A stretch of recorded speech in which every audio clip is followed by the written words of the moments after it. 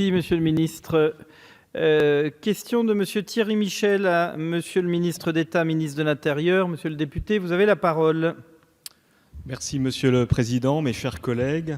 Ma question s'adresse à Monsieur le ministre d'État, ministre de l'Intérieur. J'y associe mes collègues barinois de la majorité présidentielle et tous les parlementaires touchés par un fléau croissant. Lyon, Chambéry, Aix-en-Provence, Strasbourg, Marseille. Ces villes ont en commun l'insidieuse montée de l'ultra-droite. Sur tout le territoire, des groupuscules prolifèrent et s'installe le mépris des lois et des valeurs de la République.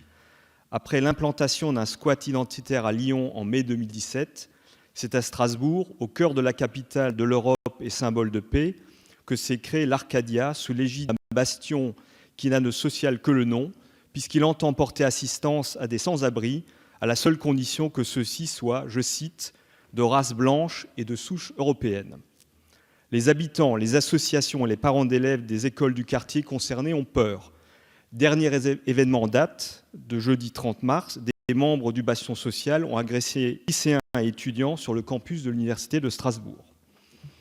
Le 22 janvier dernier, le conseil municipal de Strasbourg a voté à l'unanimité une motion contre la présence de l'Arcadia sur le territoire de la ville, à l'exception notable du Front National qui s'est abstenu, preuve de la collusion qui demeure entre ce parti et ses mouvances identitaires.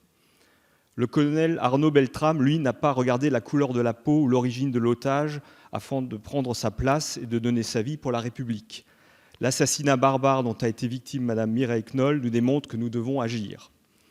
À l'instar de M. Dominique de Villepin, ministre de l'Intérieur, qui avait obtenu la dissolution de l'Elsace Corps en 2005, est-il possible d'envisager une telle mesure au regard des dispositions de l'article L212-1 du Code de la sécurité intérieure?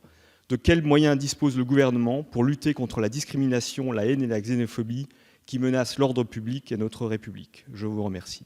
Merci, Monsieur le député. La parole est à Madame Jacqueline Gourault, ministre auprès du ministre d'État, ministre de l'Intérieur, pour vous répondre. Merci, Monsieur le Président, Mesdames et Messieurs les députés. Monsieur le député Thierry Michel, vous appelez mon attention sur l'ouverture à Strasbourg d'une antenne locale affiliée au bastion social dénommée l'Arcadia.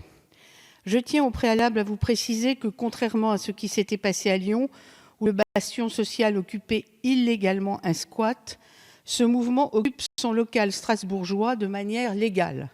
Cette précision étant donnée, nos services prêtent une vigilance particulière quant au respect des réglementations en vigueur, notamment en matière d'établissements recevant du public. Le local de cette association a ainsi fait l'objet d'un contrôle par la commission de sécurité dès le 1er février 2018.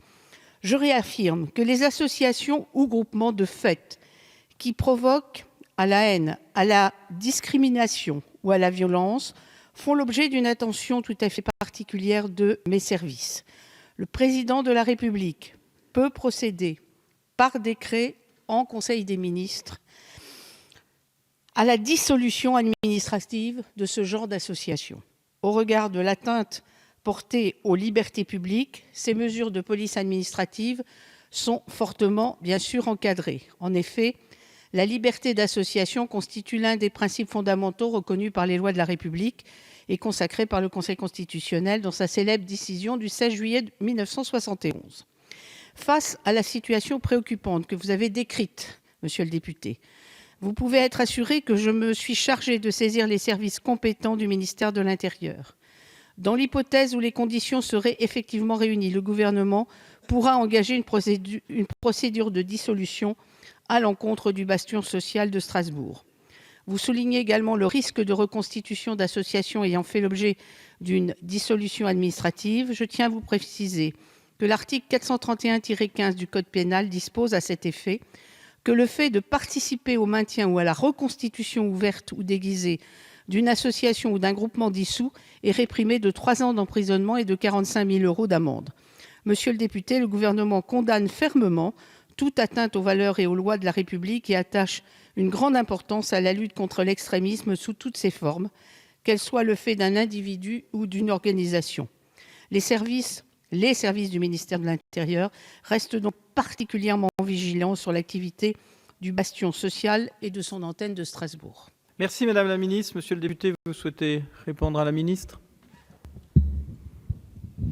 Je Je vous remercie, Madame la Ministre, pour votre réponse. Effectivement, il faut que nous restions tous vigilants et on est à la fois bien conscients du fait du respect des libertés du public, de la liberté d'association, mais je pense que nous devons tous être particulièrement vigilants par rapport à ces associations et à ces mouvements qui effectivement sont un facteur de rupture de la cohésion sociale et du bien-être ensemble que nous cherchons tous à promouvoir. Et l'heure nous montre que effectivement le combat contre la bête immonde n'est jamais terminé. Donc effectivement, je serai en relation avec les services du ministère pour m'assurer effectivement que toute la vigilance continue à être faite par rapport à ces associations. Je vous remercie.